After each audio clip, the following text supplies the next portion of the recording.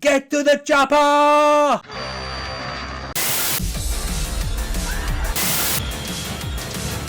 Everybody's a suspect!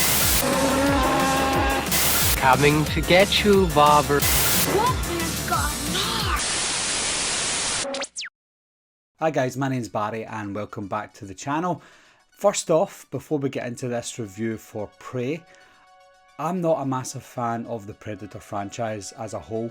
I thought the first movie was good, but cheesy, and I actually watched the first movie a couple of months ago, and it didn't live up to anything from the last time I remember. So the Predator movies are just not my thing. Alien, I prefer Alien over Predator, but again, I have fun with the Predator movies. I even enjoyed the Predator from 2018, so this kind of shows you where I'm probably going to go with this review.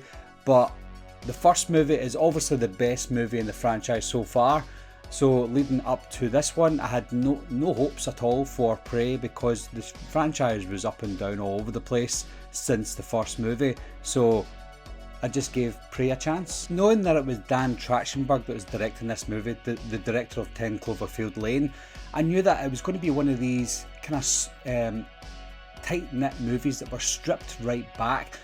You've got, for example, 10 Cloverfield Lane, which was at the end a Cloverfield movie, albeit it was probably not a Cloverfield movie until the producers and the studio decided let's just add the Cloverfield monster at the very end. But it was one of those stripped back movies that had a big character in it, like the Cloverfield monster or the Cloverfield alien. And it's the same with this one. It is a tight-knit movie, even though it's out in the wilderness. It is this tight-knit movie that has the Predator inside its story. Something I really enjoyed this time, the Predator was the character that was the fish out of the water. The villain was the fish out of the water. And I don't mean the Predator himself, I mean for us as the audience, we see the Predator as this fish out of water, something that comes down to earth in a time that we don't know anything about, and the Predator potentially doesn't know anything about. We're always used to seeing the Predator either in the future, a little bit in the past in the Alien Predator movies, but that doesn't count.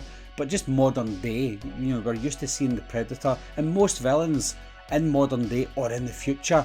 But I think this is probably the first where a feature movie has solely taken place in the past, especially for a Predator film, and I think that was one of the most strongest aspects of the movie. What I like about Prey was it's back to basics. It's very minimal in terms of the dialogue. There's not a lot of talking in the movie, and it takes out all the comedy aspects that we got in the Predator from 2018.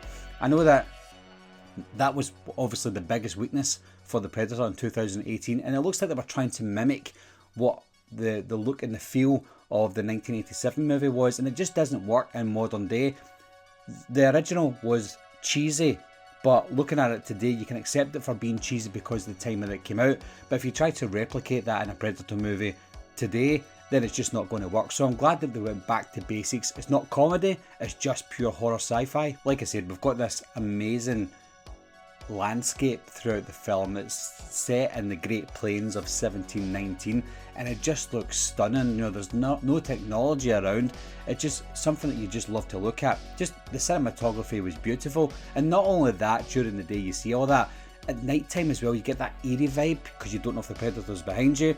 Then you've got some scenes where it's in that kind of, I don't know if it was smoke, that was a fire that was put out with all the ashes that are going by the Predator.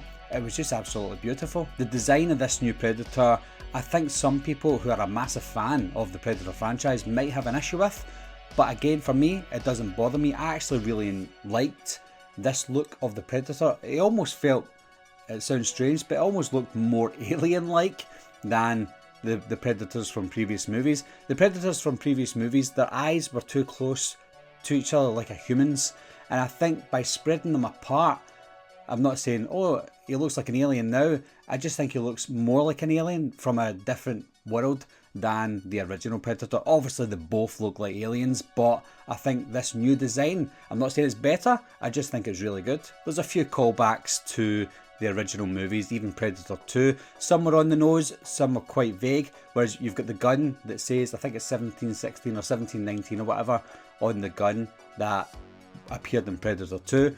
And obviously you've got the on the nose comment with the girl's brother saying, if it bleeds, we can kill it. So one cheesy and one kind of, oh, I knew you were going to do that kind of aspect. But one thing that they missed, and I think this would be comedy gold, even though there's no comedy in this film, but the girl has this axe thing that she throws around throughout the film, and it chops things up. So if I were her, I would call it my chopper, and she maybe throws it away, and she's trying to save people, and she shouts to everyone, "Get to the chopper! Get to the chopper!" Speaking of the girl, speaking of the main character, yes, I know that people will take issue with a small girl, female, taking down the Predator when no one else can in this film, and nobody could, or almost no one could in the original movie. I get that, and I know that Hollywood is doing that in movies these days, and they're making it too obvious.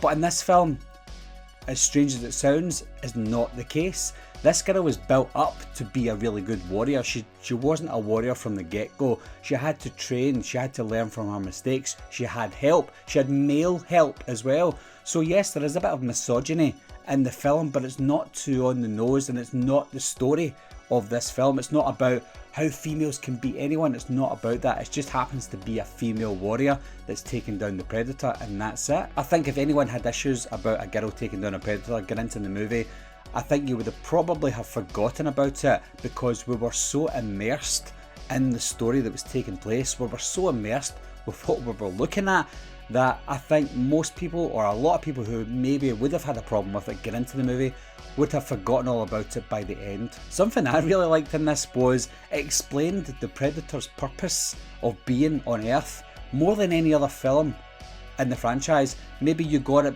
a better understanding in another movie, and that's fine, but for me, if I watched all of these movies back to back, I would say that Prey was the one that explained the purpose of the Predator out of all of them the best, because you've got this little ant that gets preyed on by a mouse, then you got this mouse that's preyed on by a snake, then you've got the snake that's preyed on by the Predator. So it's kind of, it comes full circle. So the Predator is going out trying to be the best, trying to take on all the species and be the best warrior on Earth for whatever it is, and he's taking down mountain lions, he's taking down bears, he's taking down humans, he's taking down everything that he thinks is a threat. And I think the way they explained it in Prey was a lot more clear than it was in the previous movies. Yes, they had to explain a few things in Prey, but I think they had to explain it less in Prey than they did in previous films. Obviously it helps that a lot of us have seen the previous movies, so we know what to expect. But for example, my son watched Prey and he didn't know what the Predator was all about,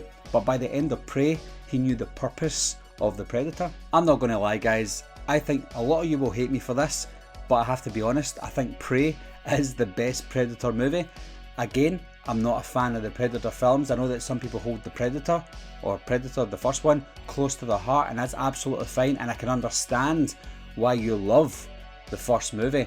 I didn't watch the first movie back in the day when it came out. I watched it in the early 90s, and by that point I was too into more horror than sci-fi horror at the time, so anytime I watched aliens or predators or anything like that, I was kind of half-hearted in it and half-hearted out, so I didn't really care for it. So when it came time to watch it as a teenager or an adult, I didn't really love it. I thought it was good, and that was it. And it's the same with today. I think the original Predator is good, however I think Prey is the best Predator movie. I was gripped from beginning to end. I think the only thing about Prey, not that I hated, that I just didn't love, was we didn't get to know all the characters that little bit more, and that's because of the dialogue in the movie. It doesn't have a big dialogue, it doesn't have a big script, it's just about the actions, it's just about seeing what they're doing. And I think that's good for a movie like Prey, because it's a survival movie, so you don't have to speak a lot, you just have to get out of there and that's it. So for me, Prey is the best. If you want to look at character driven Predator movies, then obviously Predator from 1987 is the best in terms of character development, but it's not all about just character with me, it's more about the story, and I think the story and the setting of Prey, it just tops it. In terms of money made, I don't know how successful Prey will be, because it is a Hulu and Disney Plus movie. It didn't go to the cinemas, but I hear that it's one of the biggest streamed movies, or the most streamed movies on Hulu and Disney Plus so far, so that's a good sign. Hopefully that means we're going to get more Predator movies in the future, along the same lines of Prey. Put the Predator in a situation we've never seen him before, sort of like Back to the Future, and have him in there, and I think that's going to be a trend in the future. Instead of freezing all these villains and putting them into space or whatever, like Jason X, etc., or Leprechaun in space, why don't you find characters who have the potential to have been around back in the day and plop them in there?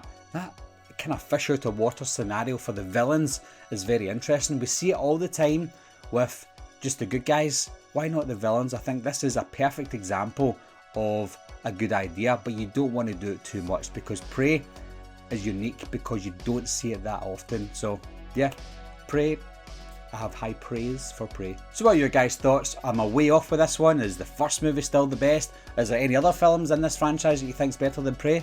Because I know that a lot of people love Predator too. But again, leave your comments down below. Tell me how wrong I am, or at least just give me your opinion. And as always guys, thanks a lot for watching. Thanks for subscribing, and I'll see you soon. Bye bye.